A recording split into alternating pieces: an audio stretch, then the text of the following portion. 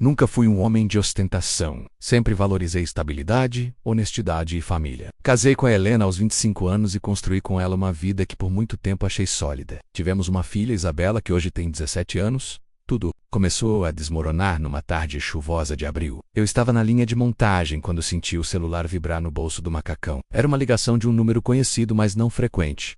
Samuel, meu vizinho. Atendi com o barulho das máquinas ao fundo. A voz dele estava tensa, ansiosa. Rodrigo, cara. Me desculpa te ligar assim, mas tem um caminhão de mudança parado na frente da sua casa. Estão carregando seus móveis. E tua esposa tá lá. Pô. Um segundo. Meu mundo girou. Helena está lá? Perguntei incrédulo. Tá sim. E parece que ela está dando as ordens. Achei que você devia saber. Não pensei duas vezes. Desliguei, limpei as mãos com um pano sujo de graxa e corri até a sala do chefe. Pedi dispensa imediata e saí quase atropelando quem cruzava meu caminho. No carro, minhas mãos tremiam no volante. O coração batia como se estivesse tentando romper meu peito. Chegando na rua de casa, vi o caminhão da mudança aberto, móveis sendo carregados por dois caras. E lá estava ela, Helena, de braços cruzados, observando tudo com uma frieza que me cortou por dentro. Mas o pior veio quando vi um homem ao lado dela, rindo de algo que ela dizia. Um sujeito de barba por fazer, jaqueta de couro e uma arsenico. Saltei do carro como um furacão. Que tá acontecendo aqui, Critter? O cara me olhou e respondeu com desdém. Cuida da tua vida, parceiro. Isso foi o bastante. Parti para cima dele, meu punho acertando seu rosto com a força acumulada de 18 anos de frustração que eu nem sabia que existia. Ele caiu no chão gemendo. Eu não parei. Montei sobre ele e desferi mais 2 socos antes de puxar o celular e ligar para a polícia. Foi aí que ouvi a voz dela. Rodrigo, que merda você está fazendo? Helena correu até nós, ajoelhou-se ao lado dele com desespero nos olhos. Você conhece esse cara? Perguntei, sem acreditar. Ela respondeu com firmeza. Ele é o Ricardo. Meu namorado. As palavras me acertaram como um tiro.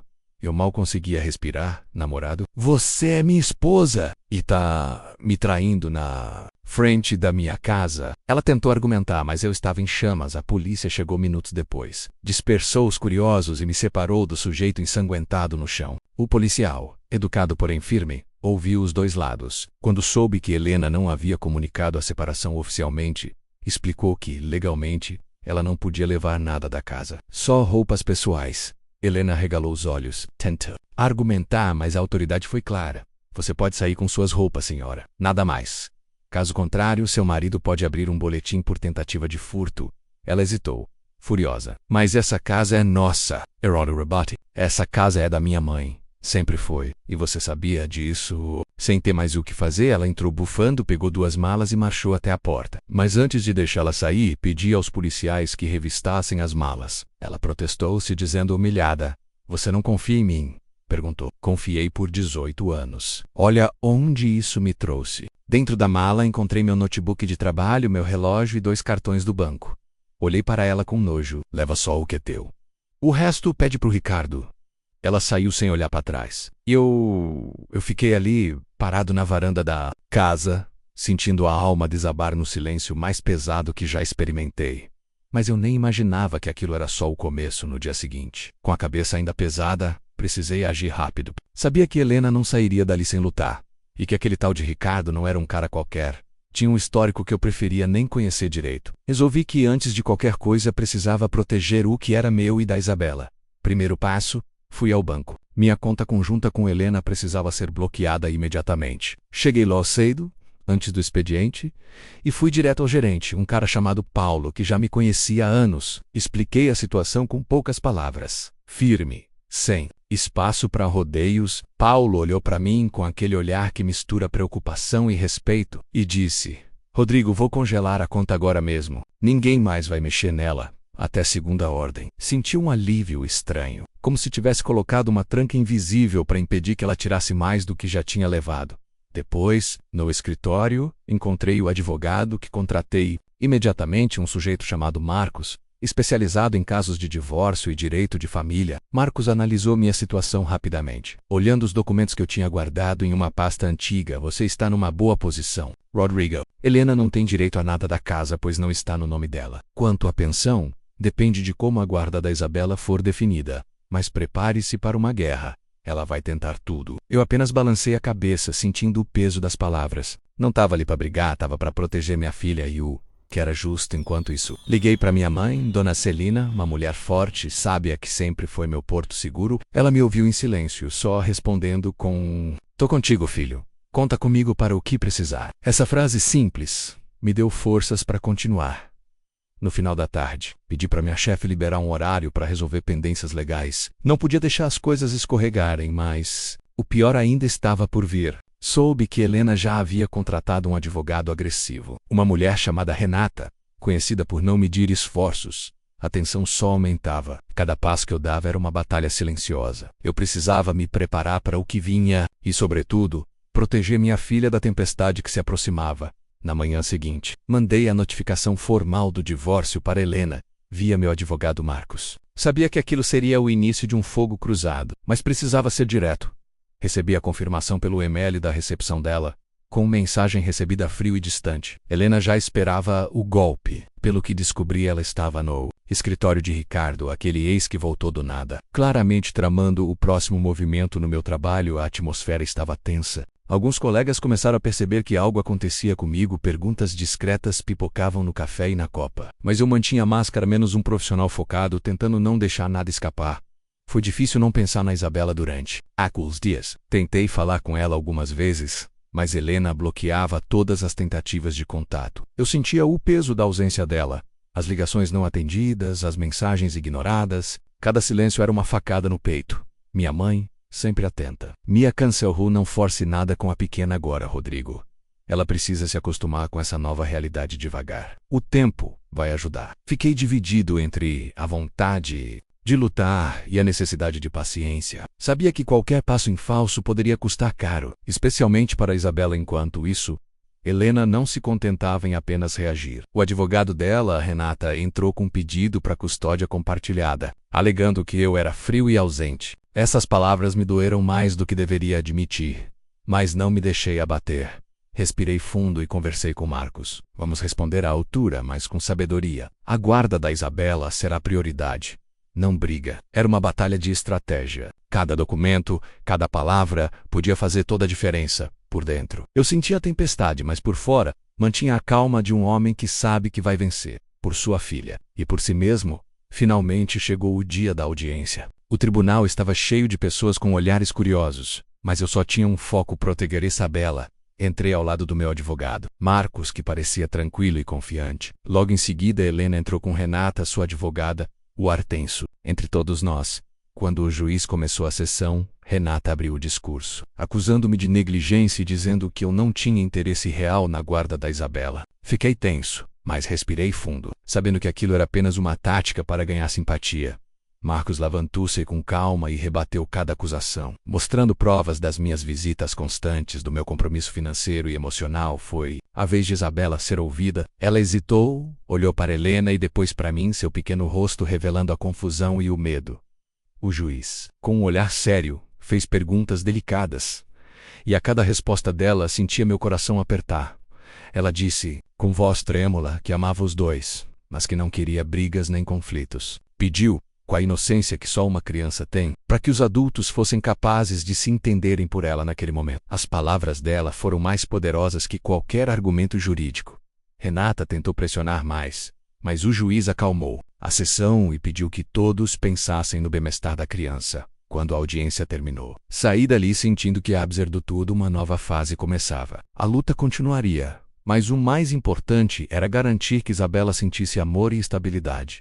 Depois da audiência, voltei para o meu apartamento no bairro do Jardim Botânico, no Rio de Janeiro, onde cada canto parecia guardar memórias de tempos mais felizes com Isabela e Helena. Passei horas pensando no que viria pela frente, nas aspectos legais ainda por enfrentar e, principalmente, no que precisava fazer para proteger minha filha. Decidi que não deixaria o rancor tomar conta. Queria mostrar para Isabela que, mesmo com tudo, o amor dos dois lados podia existir de forma saudável. Comecei a organizar minha rotina para estar presente em todos os momentos importantes dela. Marquei consultas médicas, agendei visitas à escola e procurei ajuda profissional para lidar com o impacto emocional que o divórcio causava nela. Também busquei apoio em grupos de pais separados, onde troquei experiências e encontrei forças para seguir adiante. apesar das dificuldades. Sentia uma faísca de esperança crescer dentro de mim. Cada passo era um pequeno recomeço. A batalha estava longe do fim, mas agora eu sabia que podia vencer não apenas no tribunal, mas na vida da minha filha.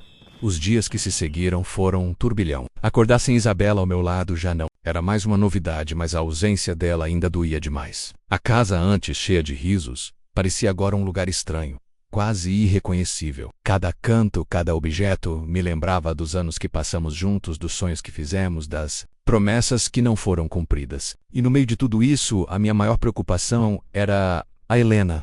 Ela, com seus 16 anos, já mostrava uma força que me surpreendia, mas sabia que por dentro aquela menina ainda estava muito machucada. No tribunal, ver sua expressão vazia e suas palavras frias me cortaram o coração. Eu precisava ser mais do que um pai. Eu precisava ser um pilar, e estava determinado a mostrar para ela, para Isabela, para mim mesmo, que eu não era apenas alguém que havia sido abandonado, mas um homem que lutava para manter sua família unida, mesmo que de um jeito diferente do que imaginávamos. Passei a me dedicar intensamente ao meu trabalho na fábrica de automóveis. O trabalho, que antes era apenas um meio de pagar as contas, se tornou um refúgio. Cada máquina que consertava, cada sistema que colocava para funcionar, era uma pequena vitória pessoal. Era como se eu estivesse colocando a minha vida em ordem peça por peça, engrenagem por engrenagem. Sentia que precisava estar forte, íntegro, para ser o exemplo que Helena precisava. Além disso, comecei a frequentar um grupo de apoio para pais que, como eu, estavam passando por separações difíceis. Lá, ouvi histórias semelhantes à minha. Encontrei conforto e, principalmente, estratégias para lidar com a dor e reconstruir relacionamentos. Aprendi que o divórcio não precisava ser um campo de batalha sem fim, que era possível encontrar caminhos para uma convivência saudável, por mais complicada que a situação fosse. Nas semanas seguintes, organizei minha agenda para garantir que nada atrapalhasse os momentos que passava com Helena. Comparecia às reuniões escolares, ajudava nas tarefas, estava presente nos pequenos eventos que a vida dela ainda oferecia. Algumas vezes ela reagia com frieza, outras vezes com lágrimas, mas eu nunca recuei. Sabia que a paciência e o amor incondicional seriam minhas maiores armas. Ao mesmo tempo, mantive contato constante com a minha mãe, Brenda, que assumiu a guarda de Helena. Ela foi uma fortaleza, oferecendo o suporte emocional que eu também precisava. Conversávamos longas horas por telefone, planejando o melhor para minha filha, discutindo as estratégias legais e, principalmente, apoiando um ao outro para não sucumbirmos diante da tempestade. A verdade era que, apesar do golpe que levei, não estava disposto a me entregar. Aquela história de que quem ama cuida ecoava cada vez mais forte na minha mente. Eu amava minha filha com toda a força do meu ser e, mesmo diante da rejeição e da distância que ela demonstrava, eu não desistiria dela. Sabia que o caminho seria longo, que as cicatrizes não desapareceriam da noite para o dia, mas estava preparado para caminhar lado a lado com ela, ajudando-a a curar e reconstruir sua vida. Durante esse período, muitas vezes me peguei refletindo sobre Isabela. Será que algum dia ela reconheceria o que perdeu? Será que Helena um dia entenderia que, mesmo com os erros cometidos, eu sempre estive ali para elas? Eram perguntas que me assombravam nas noites silenciosas, quando a solidão era quase palpável. Mas ao invés de me afogar na tristeza, escolhi focar naquilo que podia controlar, minha própria transformação, minha própria redenção. Em uma desses notes, sentado no meu pequeno escritório, escrevi uma carta para Helena, não para entregar a ela naquele momento, mas para colocar no papel tudo o que sentia e tudo o que queria dizer. Falei sobre a dor da perda, sobre o amor que sentia por ela, sobre a esperança de um futuro melhor. Aquela carta foi um ponto de virada. Para mim, um lembrete de que, apesar de tudo, eu ainda tinha muito a oferecer e a construir.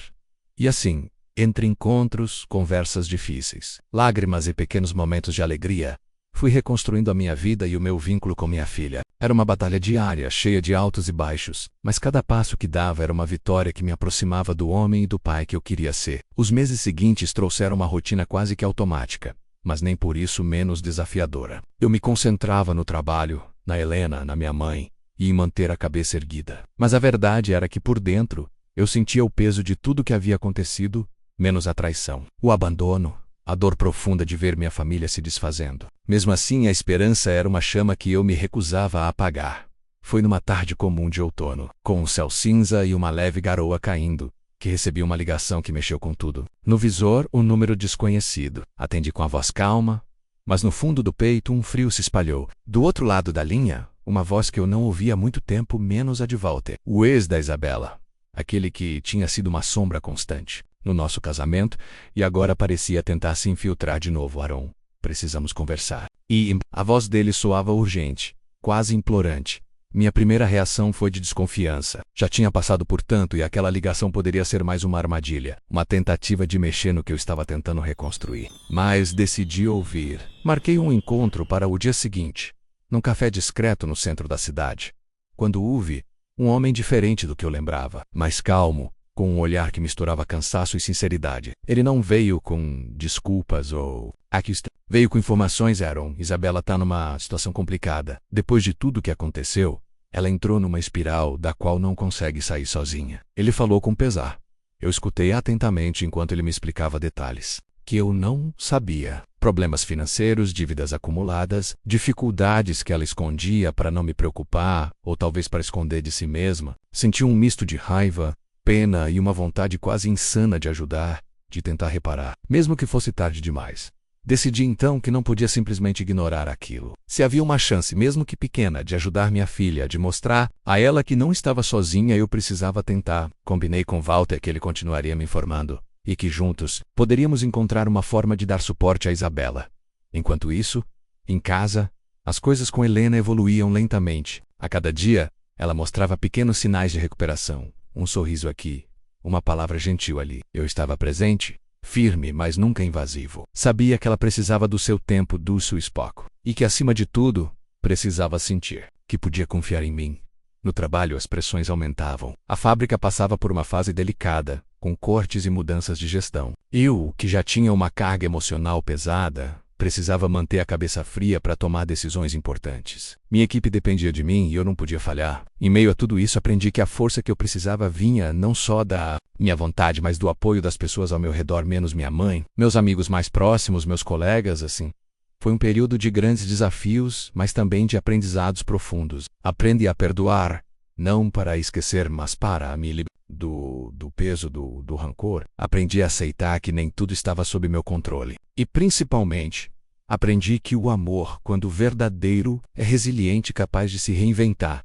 Apesar das dificuldades, comecei a vislumbrar uma nova versão de mim mesmo, mais forte, mais consciente, mais humano. A dor continuava lá, mas agora ela me impulsionava, não me paralisava. E no fundo, eu sabia que essa batalha diária valeria a pena, porque estava construindo algo maior do que eu mesmo, um legado de amor e superação para minha filha. O que aconteceu depois daquele encontro inesperado com Walter mudou completamente o rumo da minha vida e de todos que eu amava. Depois de dias trocando informações, percebi que Isabela não era apenas uma mulher afundada em dívidas e problemas. Ela estava prestes a tocar o fundo do poço de uma maneira que eu nunca poderia imaginar.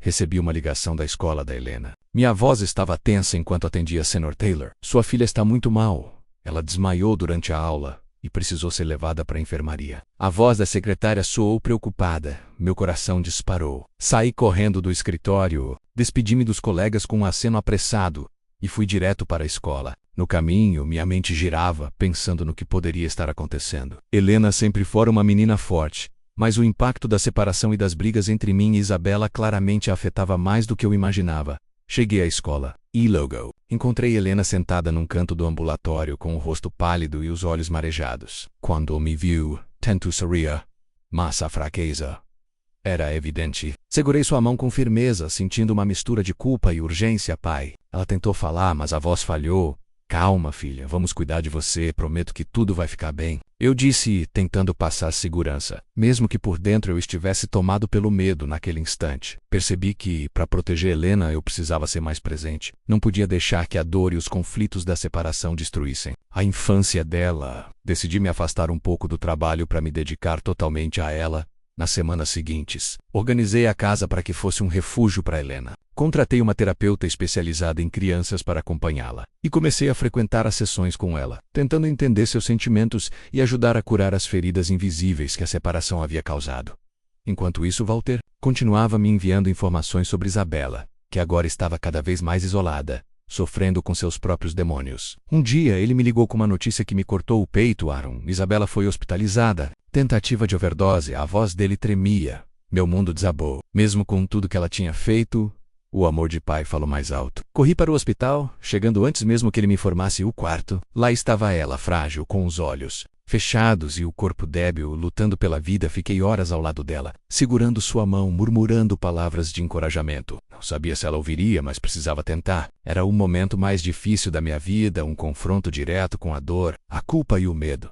Isabela acordou depois de alguns dias, olhando para mim com olhos cheios de arrependimento e medo. Foi um momento de muita emoção e silêncio, mas também de um começo possível. Com o tempo, ela aceitou iniciar um tratamento, e eu me ofereci para ajudar no que fosse possível, apesar do tudo. O amor entre pai e filha é uma coisa poderosa, e naquele momento, ele foi a única coisa que manteve viva a esperança de reconstrução.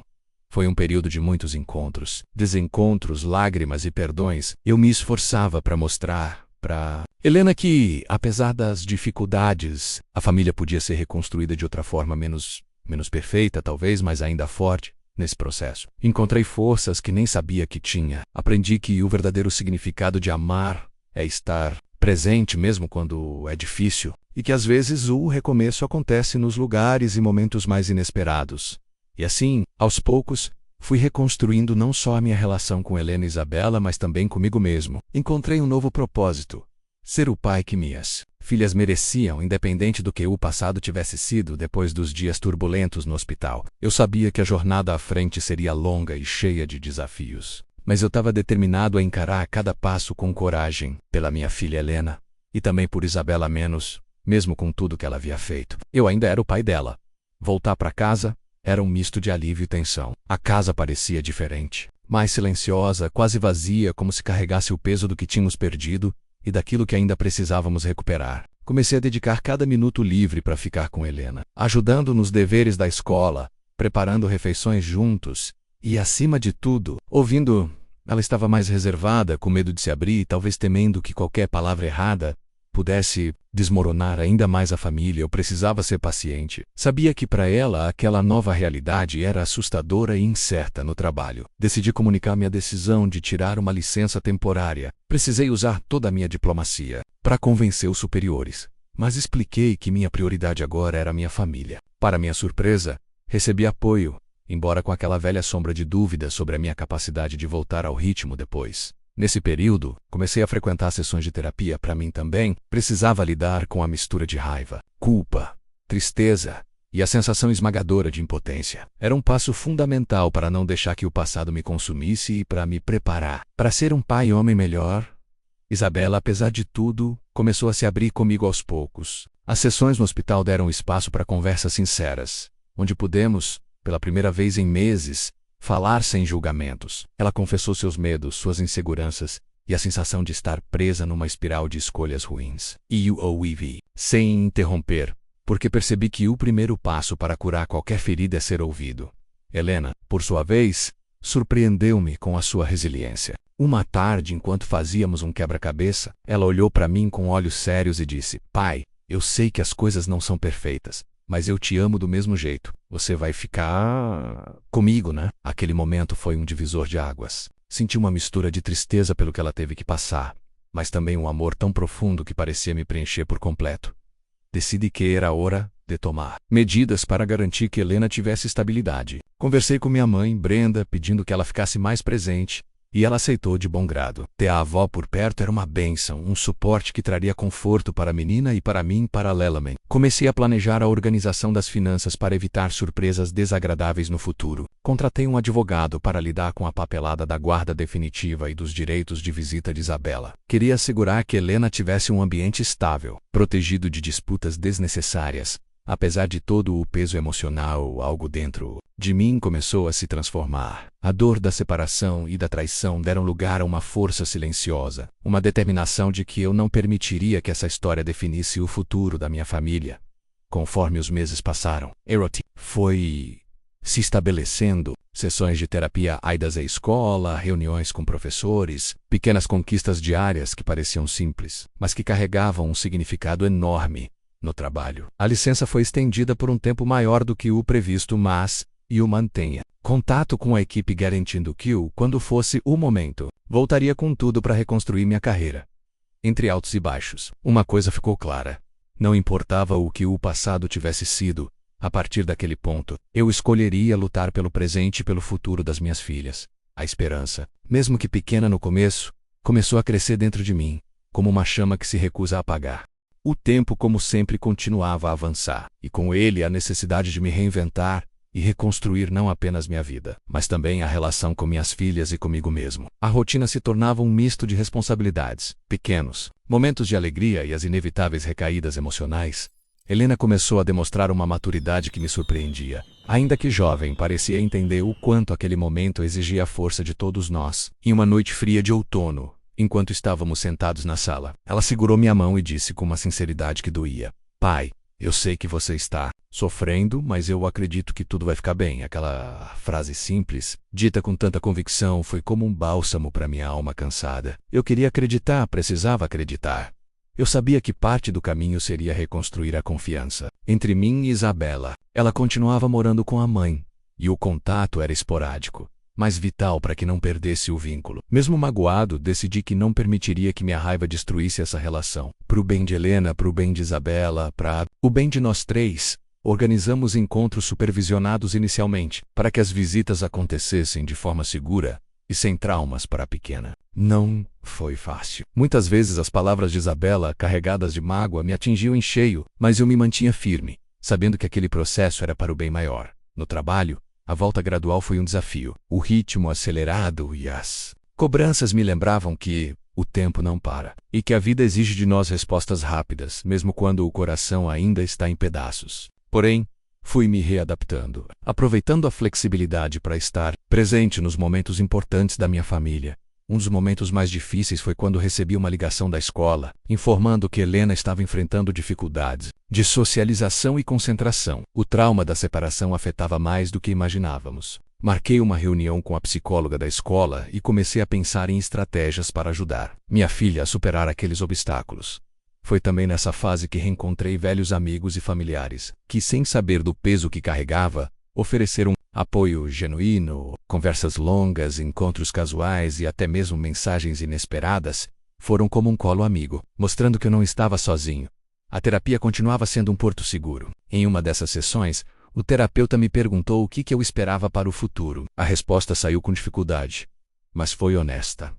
Quero paz. Quero que minhas filhas cresçam sabendo que são amadas, que apesar das falhas, sempre haverá alguém que as protege. Essa frase me acompanhou por semanas. A paz parecia um horizonte distante, mas eu estava disposto a caminhar até alcançá-la. Enquanto isso, o relacionamento com Isabela dava pequenos passos, conversas mais sinceras, pedidos de desculpas, tentativas de reaproximação que ainda esbarravam em feridas abertas, mas que aos poucos começavam a cicatrizar. Eu sabia que o caminho não seria perfeito, que haveria tropeços, mas também que o amor, mesmo quando testado, pode encontrar um jeito de florescer. Assim, entre desafios e conquistas, lágrimas e sorrisos, a vida segue nos convidando a recomeçar, a construir um novo capítulo, não apagando o passado, mas aprendendo com ele para criar um futuro mais sólido.